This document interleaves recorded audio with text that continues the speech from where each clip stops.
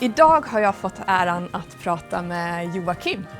Och fantastiskt att få vara här hos er på Lisplan. Ja, varmt välkommen. Tack! Vi ska prata kundservice och Indicate Me som verktyg. Är du redo? Absolut.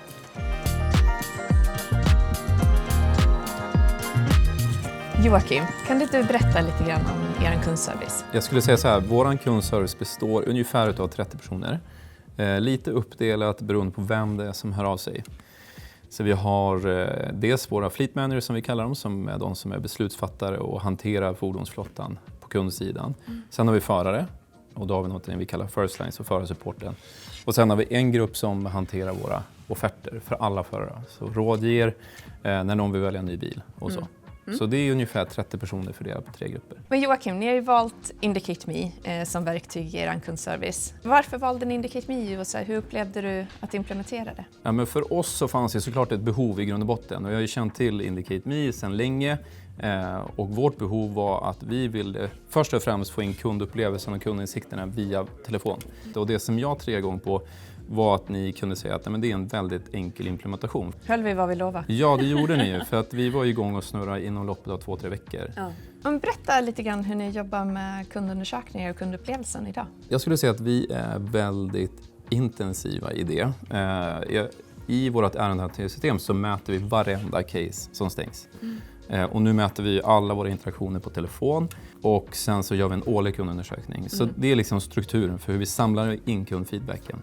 Sen jobbar vi med att agera på alla som svarar 0-6, ringer upp dem och tar reda på varför blir utfallet så här och lär oss av det och förbättra processer eller individer eller vad som helst. Hur upplever kunderna det när man, som du sa, ni ringer till detractors eller de som är negativa? Hur upplever de ett sådant samtal? Ja, men först och främst blir de förvånade, för de förväntar sig inte det. Och sen så blir de såklart väldigt nöjda att vi följer upp och löser om det finns några utestående frågor. Och det vi ser är att de som har fått det bemötandet svarar ju högre i senare undersökningar. Joakim, du vet ju att vi på Indicate Me jobbar mycket med AI och brinner för det. Berätta lite grann, hur går dina tankar kring en sån sak som AI Buddy som automatiskt kan coacha medarbetarna? Ja, men jag ser det som framtiden helt enkelt. Idag har vi klassiskt en coach eller en teamledare som försöker bearbeta massiv mängd med data för att se, okej, här behöver vi coacha den individen på det här sättet. Och kraften i en AI gör ju att man kan facilitera det för någon. Så man sparar ju enormt mycket tid och kan få mycket mer effekt utav det. Fantastiskt kul att få prata med dig idag, Joakim. Jag tror att många har mycket att lära sig av dig och er verksamhet. Tack så hemskt mycket. Tack själv. Indicate Me brinner verkligen för självledarskap, att medarbetarna ska känna ett engagemang i sin egen utveckling. Så superkul att jag får snacka med dig, Martin.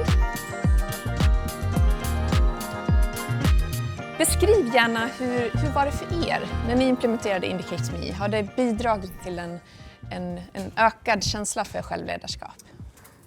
Men det har det absolut gjort. Och jag tror att det som har blivit tydligt, det är hur medarbetarna alltid har varit väldigt nyfikna kring sitt utfall och liksom, vad tycker kunderna om oss? Och visst har vi haft en viss insyn. Men helt plötsligt har vi gett liksom nycklarna till bilen direkt till medarbetarna så att de själva har total insyn och man kan följa det mer eller mindre i realtid.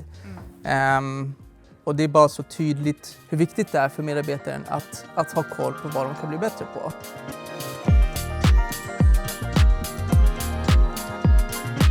Hej Ines! Jättekul att jag får stå och prata med dig. Du är kundservice-medarbetare på Lisplan och jag har förstått att du är en riktig kundservicestjärna. Berätta, hur upplever du Indicate Me och att arbeta med kundupplevelserna? Verktyget är väldigt intressant för att vi kan se vad vi har gjort för jobb egentligen med kunderna och kundnöjdhet. Så vi har haft det som prio ett tag nu och det gynnar ju oss på alla sätt. Ja, vad härligt!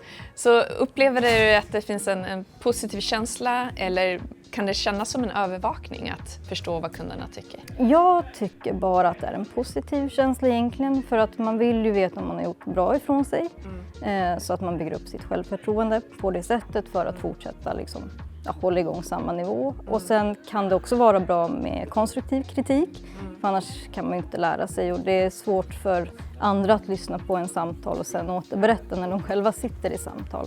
Precis. Så att därför är det gynnande med en inspelning som man kan lyssna på. Jag har förstått att ni har lite tävlingsinslag på kundservicen. Berätta, hur går det till? Ja, så att en gång i månaden så får den som har haft högst score på Indicate Me 2 biobiljetter. Och det här har gjort att de som liksom alltid tävlar och liksom försöker vara på topp har även lärt de nya, de som kanske inte har haft så jättebra score på Indicate Me innan. Och senast i morse så kikade vi kollegor på hur det ser ut hittills.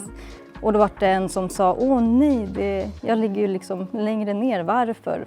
Och det ser vi för att de nyare har faktiskt klättrat sig upp. Och det är jättekul att se. Tack för att jag fick prata med dig, Ines. Tack detsamma.